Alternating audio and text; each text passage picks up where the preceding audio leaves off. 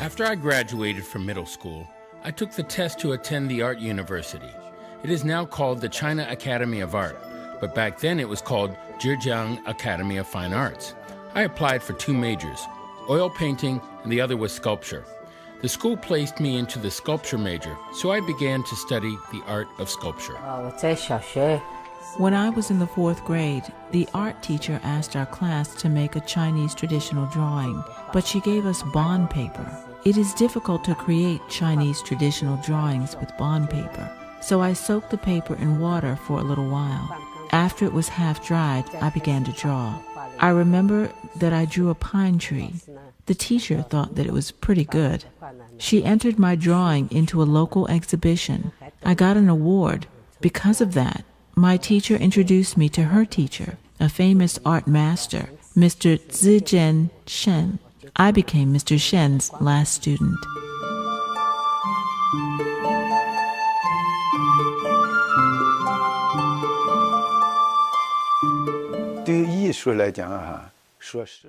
Talking about art, to tell you the truth, I liked it since I was little, but it was only a hobby. It wasn't until I graduated from the university that I realized, oh, art is very important.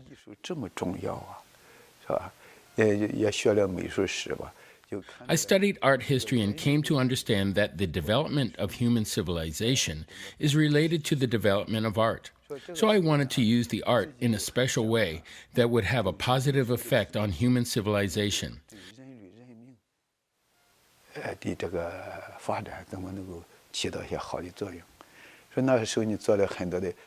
I started making sculptures of historical figures, historical allusions, and especially some stories about different gods and Buddhas. I made a lot of Buddhist sculptures. At that time, I thought I want to use art to lead people into a much better future. Chinese traditional paintings are full of Chinese people's special characteristics and inner meanings. The Chinese 5,000 years of history and artistic interpretation. It is an expression of Confucianism. Therefore, Chinese paintings have more emphasis on mountains and rivers, women, and many drawings of Buddha. So drawing the gods and Buddha expresses the concept of heaven and humans' harmony. One of the most important differences between Chinese painting and Western painting is that Chinese paintings depend very much on the lines. Drawing a line has many requirements. First, it must be very smooth. Second, a line should express softness and hardness. And finally, the darkness and depth of the colors. It is always better to draw as shallow as possible. The more shallow, the more difficult it is to draw. But the conception is higher. Chinese painting especially requires softness, no anger, just like Confucianism or Taoism.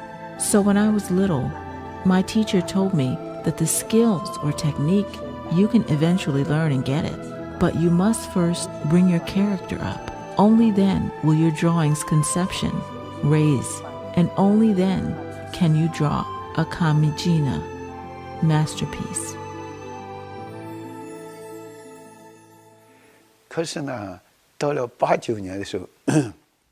Since 1989, after the June 4th Tiananmen Square massacre, the whole society in mainland China degenerated.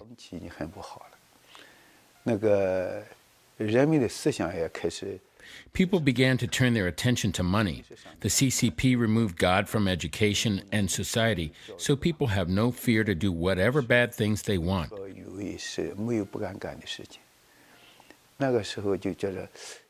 I thought, how could people do this? These bad sentiments were also reflected in the arts. At first, I thought it was just the natural development of art, but then I came to see it clearly. So in order to search for true life and genuine art, I had to come out of China. I went to Canada first.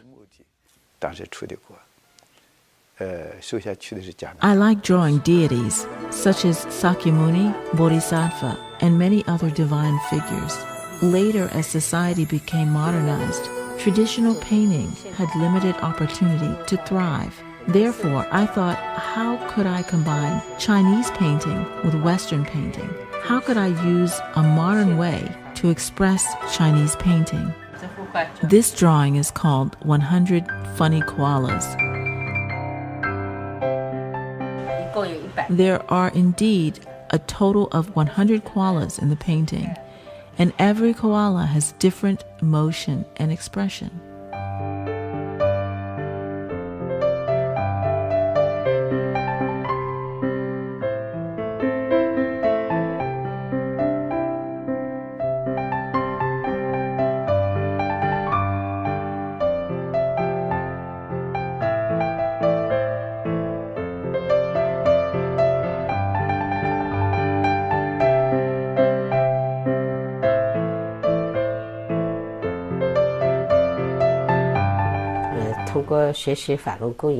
After cultivating in Falun Gong, I began to realize that the arts, including Chinese painting, are passed on from gods to human beings. Even the traditional brush and ink, everything is passed on from God.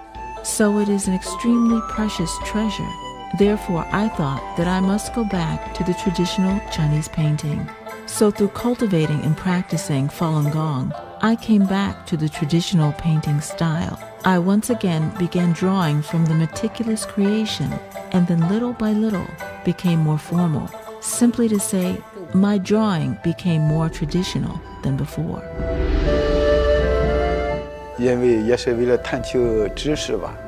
Because of my quest for knowledge, I wanted to understand Chinese traditional culture. So I studied many types of Qigong. After I came from China, I still wanted to practice Qigong to benefit my health. At that time, my wife went back to China to visit relatives. She sent me a letter and suggested that I stop the Qigong I was practicing. She said that she would bring me back the best Qigong. When she came back to Canada, she brought me 2 suitcases of Falun Gong books, lecture videos, and tapes, as well as some experience-sharing articles. It was 2 suitcases full. As soon as I read the books and watched the videos, I felt so great. The content was lectures given by the teacher of Falun Gong. There were things that I have never heard of before. In other words, from the aspect of searching for knowledge and searching for the kindness of human beings and how to view my own life and to view the art, I felt that I suddenly saw the light. All of my life's questions were answered.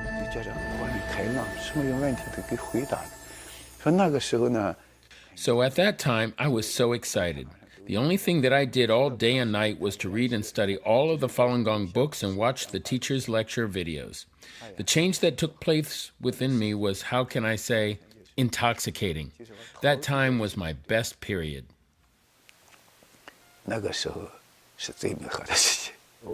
My husband had practiced other Qigong before. Then his friends told him that Falun Gong has very good health benefits. My husband saw an ad in the newspaper providing information about Falun Gong's 9-day lecture series. So he went to listen to the lectures. At that time, my health was very bad. I had arthritis. The mouth was painful whenever I ate. My bones, especially the joints, had narcosis. I could not draw. Even my everyday life became difficult. Later, after watching the first day of the Falun Gong lectures, my husband came back and asked me to go with him the following day. He told me a story about a person who had trouble walking.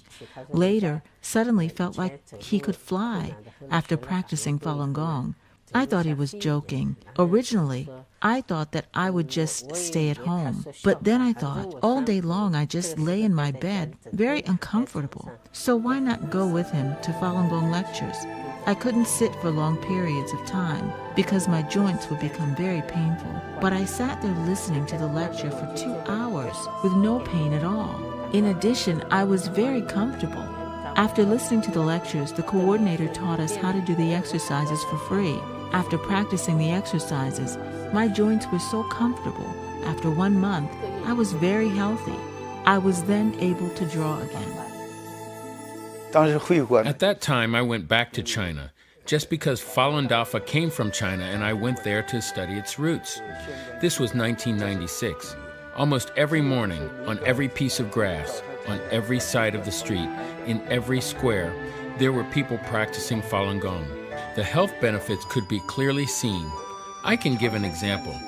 After I went back to China, I attended an experience sharing conference. There was a child that was running here and there on the stage. His mother said, "This child almost died. He had leukemia." They spent all of their money.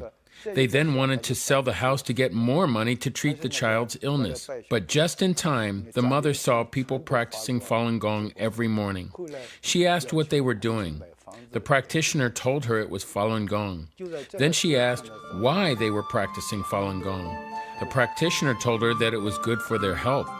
She also asked if she and her child could practice. The practitioner said, "Of course." So her child began to do the exercises, including the meditation. After the child practiced Falun Gong for 3 months, he became a very healthy child.